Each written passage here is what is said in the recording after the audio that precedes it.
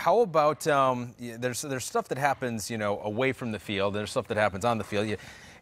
The Cowboys Tyrone Crawford. There was a bar fight incident. Yes. For him. I actually haven't seen the video. The video's out there. I haven't seen it either. I believe the video is out there, and that's how the story has kind of gotten out there. And it does kind of, it does shock me and it doesn't shock me that you have players with a lot on the line, a lot of money on the line. They put a lot of work to do a whole, to get this spot in the NFL, and then keeping the spot in the NFL, as you know, is just as hard as getting there into the NFL.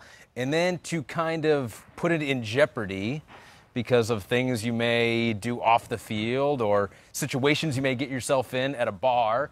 I feel like do we know how it broke out, the fight? We don't know the details of it, really, right? We need to bring Mike back because he's probably, as we navigate through this I don't think he knows matter. this either. This is why I wanted to bring this up on the podcast, because nobody seemed to know the details of it.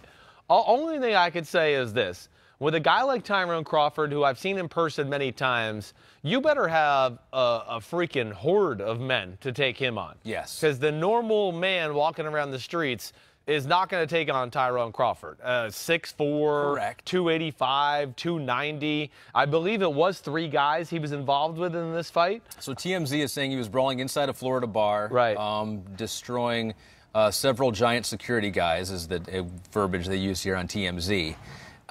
So yeah, it seems like it was inside, and maybe it flowed outside after that. But he's fighting off everything. Why would you even mess with these guys? That's what and maybe he did something where they tried to get him out there. But I'm just telling the public or anybody out there, beware fighting an NFL football player. It's not fun. No, beware. I mean, a lot of football players, they live for physical contact. They actually are getting paid for it, so they're not going to be too concerned about getting in a fight. And especially a guy like Tyrone Crawford, who is built like a tree trunk. And I mean, I almost got into a fight once in the locker room. Dave Ball, at the Tennessee Titans. Okay. He was throwing snowballs around the locker room. He almost gave somebody like a concussion. He almost hit somebody in the head, and I yelled like, "F you, stop doing that shit. Let's get ready for practice." Yeah. He wanted to fight me, right?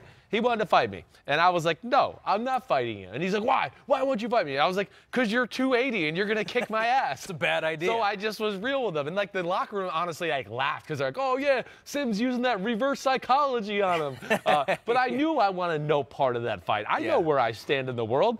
I saw Sean Rogers, another defensive tackle I played with at the University of Texas, a huge man, 6'4", 325, 330 pounds. We're at the club in Austin, Texas one night, okay? And I'm standing, I'm viewing this. I'm on a balcony watching a few of my friends who are just a few feet below me, but some girl comes and talks to Sean Rogers. And he talks to her, and he's a really polite, good guy. Yeah. He's not a fighter. He wasn't a mean guy. He's not like that. But he talks to her.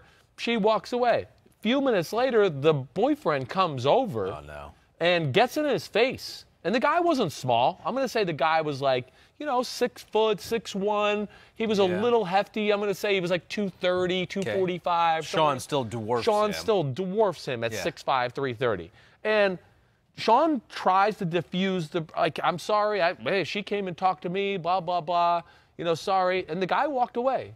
But then a few minutes later, he walked back and got in his face. And, I mean, was egging the fight on to where he gives him a little shove.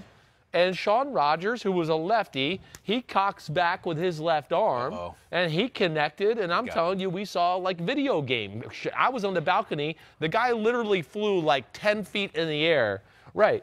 And what happens when it's all said and done? Sean Rogers is the one that gets in trouble with the police, even though he tried to defuse the situation.